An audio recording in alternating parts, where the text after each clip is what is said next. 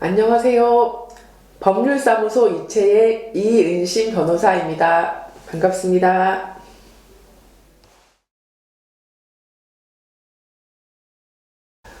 저는 한국성폭력상담소에서 상근활동가로 일하다가 중앙대학교 인권센터에서 전문연구원으로 근무했고 뒤늦게 39살에 로스쿨에 진학해서 변호사가 되었습니다. 변호사가 된 이후에는 서울특별시 교육청 성평등팀에서 스쿨미투 사안 조사를 담당했습니다. 교육청에 성폭력 피해를 신고하는 경우에 처리 방법이 형사 절차와는 조금 다르기 때문에 어떻게 처리되는지 궁금하신 분이 많으신데 제가 서울특별시 교육청에 근무했던 경험을 살려가지고 교육청 변호사가 알려주는 학교 성폭력 시리즈로 관련 절차를 안내 드리려고 합니다. 오늘은 그 첫 번째로 학교의 성폭력 피해를 신고할 때에도 변호사 선임이 필요한지에 대해서 알려드리겠습니다. 양성평등기본법 제31조 제1항 및 성폭력 방지 및 피해자 보호에 관한 법률 제5조 제1항에 따라 기관 내 피해자 보호와 피해 예방을 위해서 자체 예방 지침에 근거해서 성폭력 사건을 처리하게 됩니다. 지금 자료화면으로 교육부 성희롱 성폭력 예방 및 2차 피해 방지 지침이 나가고 있을 겁니다. 이제 시도교육청 같은 경우도 시도교육청 성희롱 성폭력 예방 지침이나 각 학교의 성희롱 성폭력 예방 지침에 근거해서 사건을 처리하게 됩니다. 원칙적으로 학교 및 교육청의 사건 처리 절차와 수사기관의 사건 처리 절차는 독립적으로 진행됩니다. 학교의 성희롱 성폭력 사건을 신고했다고 해서 수사기관에 자동적으로 신고되는 것은 아닙니다. 그렇지만 학생이 피해자인 경우에는 아동 청소년 대상 성범죄이기 때문에 아동 청소년의 성보에 관한 법률 제34조 제2항에 인거해서 학교는 수사기관에 신고해야 될 의무가 있고 피해자가 신고하지 않더라도 담당자가 신고하는 경우가 대부분입니다.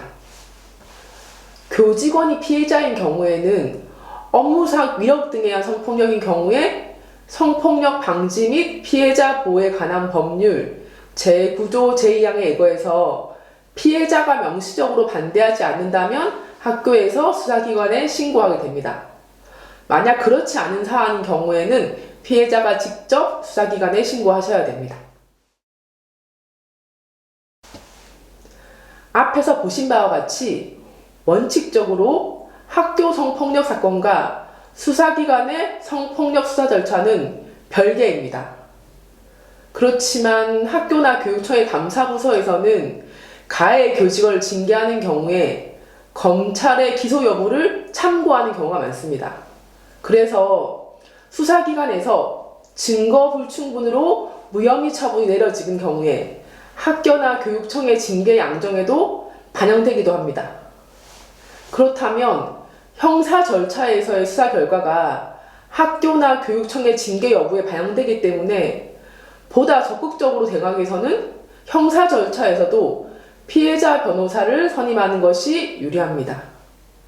제가 교육청에 근무해보니까 가해 교직원은 공무원 신분이어서 교육청에 신고되거나 수사기관에서 조사가 진행되면 변호인 선임해서 사건 초기부터 적극적으로 대응하신 경우가 많았습니다. 가해자가 피해자에게 직접 연락해서 합의 여부를 묻거나 가해자의 변호사가 여러 차례 피해자에 전화해서 합의 여부를 강권한 경우에 피해자분이 힘들어하시는 경우가 많았거든요. 이런 경우에 피해자도 피해자 변호사를 선임하시면은 가해자 측과 연락하거나 합의 및 처벌에 대한 의사를 전달하실 때 많이 도움이 되실 겁니다. 마지막으로 학교나 교육청의 절차는 일반 형사 절차와 좀 다르기 때문에 교육청 절차를 잘 알고 있는 변호사를 선임하시는 것을 제가 권유드리고 싶고 교육청 근무 경험이 있는 변호사들이 일하고 있는 공동법률사무소 이채로 상담 신청해 주시기 바랍니다. 다음 달에는 학교 성폭력 처리에서 신고 이후 조사 절차에 대해서 제가 알아보는 시간을 갖겠습니다. 다음 달에 또 만나요. 감사합니다.